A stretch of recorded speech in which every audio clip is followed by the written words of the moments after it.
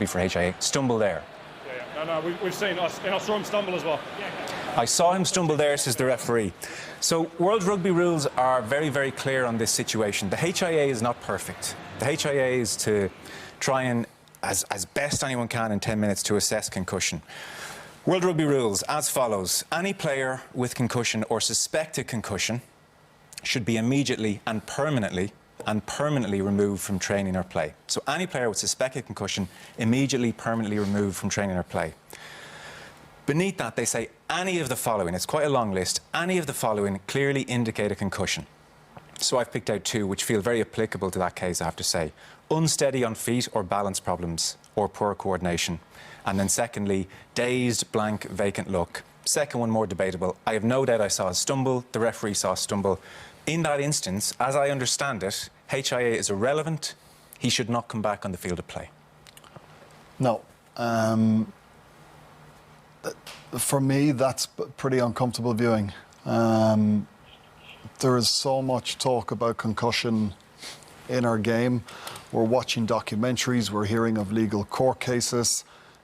I've had a few concussions in my career and sometimes wonder, you know, am I going to be okay in 5-10 years' time?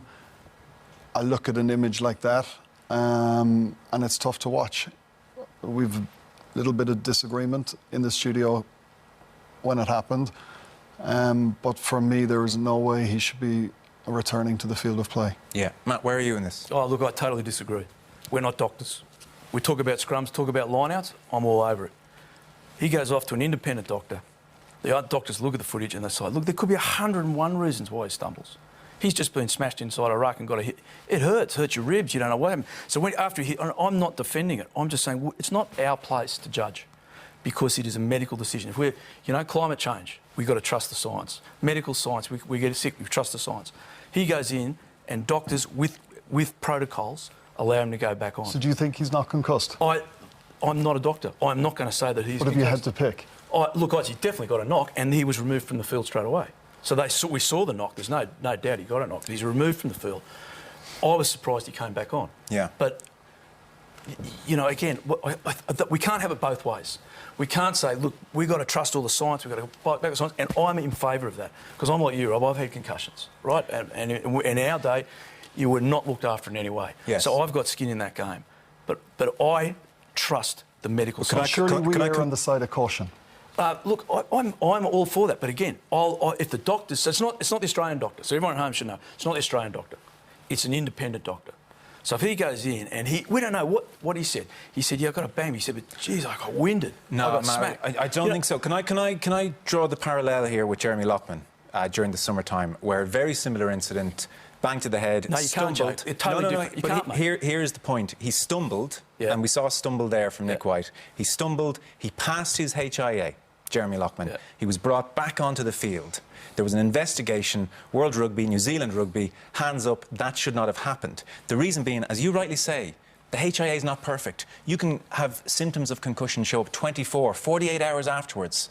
The HIA is not perfect. So in certain instances, like this one, I would argue, World Rugby says, err on the side of caution if there is a suspicion of concussion, unsteady on feet, balance problems, dazed, blank, vacant look. The HIA is irrelevant, err on the side of caution, off you come, end of, next player on. It's open and shut, I think. I think real questions have to be asked after this. I just do not agree, and I also got to say... What part of that don't you agree with? This is not the major talking point from this game. It is. No, this is journalists love this stuff, mate. No, Matt. Journalists love this stuff. This is the talking point. No, it's not, mate. It is. It is not. Australia lost 5 players with injury and they hung in there. People, there was a whole lot of other things to go. Should he have come back on or not? We have to wait and ask the doctors. World Rugby are clear. But, mate, they shouldn't have. This is the single biggest risk to the future of rugby. I agree with you. I agree with you, So mate. then it is the biggest talking point. No, it's not, because we are not the doctors. If we follow science, we've got to trust the science. So the doctors are the science. And the World Rugby can write that down, but the medical practitioners, independent medical practitioners, they might have got it wrong.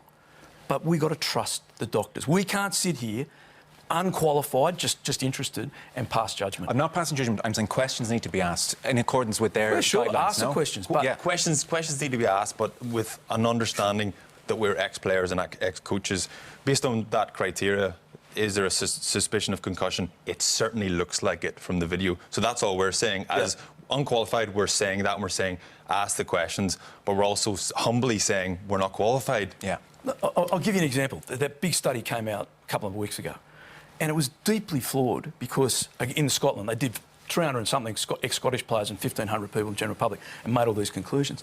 1,500 people in a science paper is not a large enough sample to make the conclusion. And to be fair, Willie Stewart there said, all he said was, on the back of this study, we need to look at this in greater detail. Absolutely. But that hardly got a mention. I agree. Hardly got a mention. And I'm qualified to do that from my training, my university training. And first thing I said was 1,500 people, that's a ridiculous conclusion.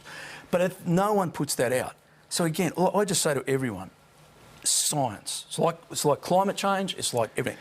Let's trust the science. Let the scientists tell us what to do, and let's follow what the scientists tell us what to do. I agree, but can I not just ask then? I'm not a doctor, but I'm just going by their guidelines. They talk about suspected concussion, permanently removed, and they say any of the following: unsteady on feet, balance problems, dazed, blank, vacant look. Look, with respect to Nick, I don't know how he looks 7 days of the week. But certainly at that point of the game, everyone's dazed and blank. But certainly, they're exhausted. I know, but pause for thought. But certainly the balance. So he's off the field. So that's the first thing. Let's say they did the right thing. He's removed. Yeah. There's no questions. He was removed straight away. He came back on. I was very surprised. Sure. Very surprised he came back on because of what you said. We are not in the change room and we are not medicos. We are not the independent medicos. It is not in the independent medical staff's interest to let a player to go back on the field because they're going to get banged. It's not the Australian medical staff. It's not the Irish medical staff. The independent. So look, we have to wait. Did they not see the videos that we saw? Well, you'd have to assume. So that was in New Zealand they didn't. Exactly. That was Lockman. That was the reason or the explanation because they didn't have enough footage but at the fellas, time. I mean, in fairness, the whole stadium saw it. It was on the live. that's what I mean. It was on the live feed, so I don't know how they wouldn't have seen the stumble. And this is when they were checking for Mac Hansen going into touch. So they showed it over and over whilst Nic White was in the background banging his head off the ground.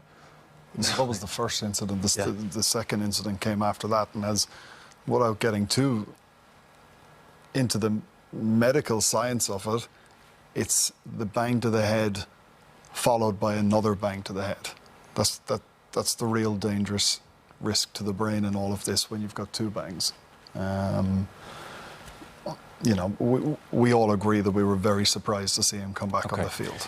Let's agree, right to highlight it and let the doctors come out and explain it.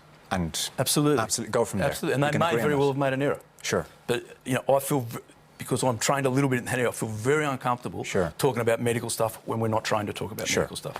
And if what the medicos say, we do.